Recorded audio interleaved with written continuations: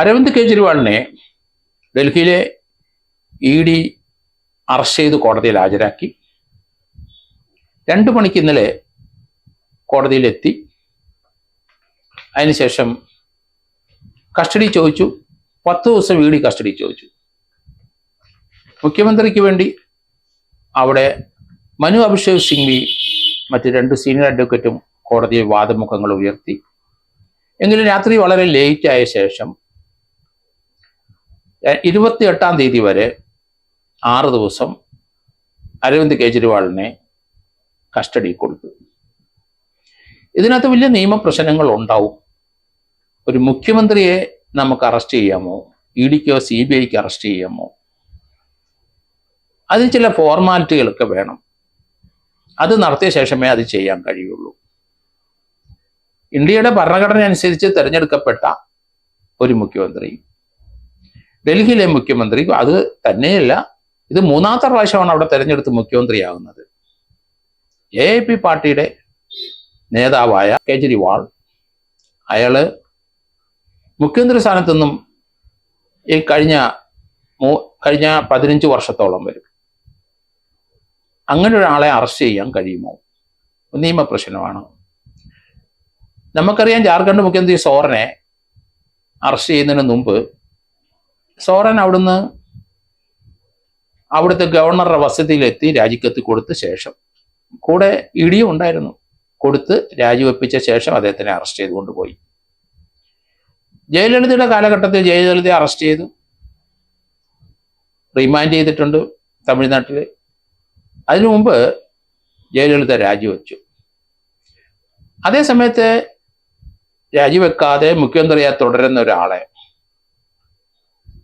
Arrest ചെയ്യാൻ സാധിക്കുമോ ഇല്ലയോ എന്നുള്ള കാര്യം ഇനി സുപ്രീം കോടതി പരിശോധിക്കുമെന്നാണ് എനിക്ക് തോന്നുന്നത്. അത് ചില ഫോർമാലിറ്റികളൊക്കെ വേണം. അതൊന്നും ED ഒബ്സർവ് ചെയ്തിട്ടില്ല. ED ഒരു പരാതിയുടെ അടിസ്ഥാനത്തിലാണ് അരവിന്ദ് കെജ്രിവാളിനെതിരായിട്ട് കേസെടുത്തു.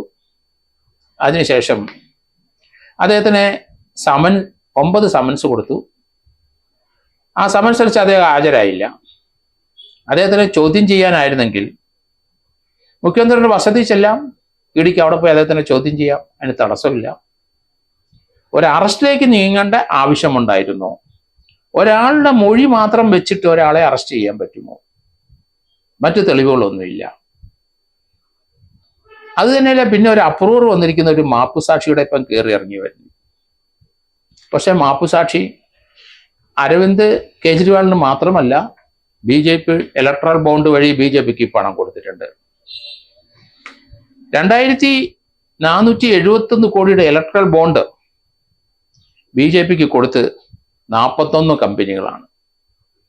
അതിലൊന്ന് ഈ മാപ്പുസാക്ഷിയുടെ കമ്പനിയാണ്. 100 കോടിയുടെ ഇടപാട് നടന്നു എന്നാണ് ED ആരോപണം പറയുന്നത്. അതിലേക്കാണ് ചോദ്യം ചെയ്യാൻ 6 ദിവസം കസ്റ്റഡി കൊണ്ടുപോയത്.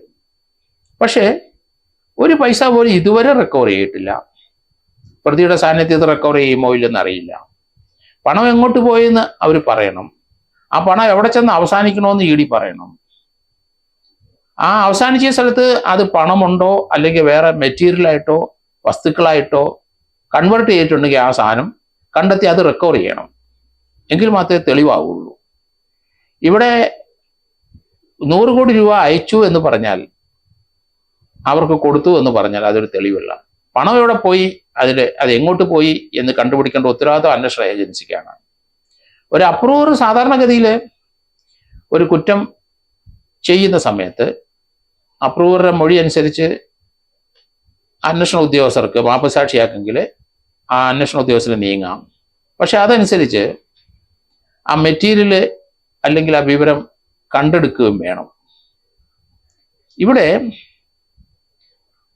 ഈ കേജ്രിവാളിൻ്റെ പേരിലുള്ള ആരോപണം 100 കോടി രൂപയുടെ പണം വന്നു കവിത എന്ന ആ മന്ത്രിയുടെ മുൻ മുഖ്യമന്ത്രിയുടെ ആന്ധ്രാപ്രദേശത്തിലെ അവിടെ നിന്ന് 100 കോടി വന്നു എന്നാണ്.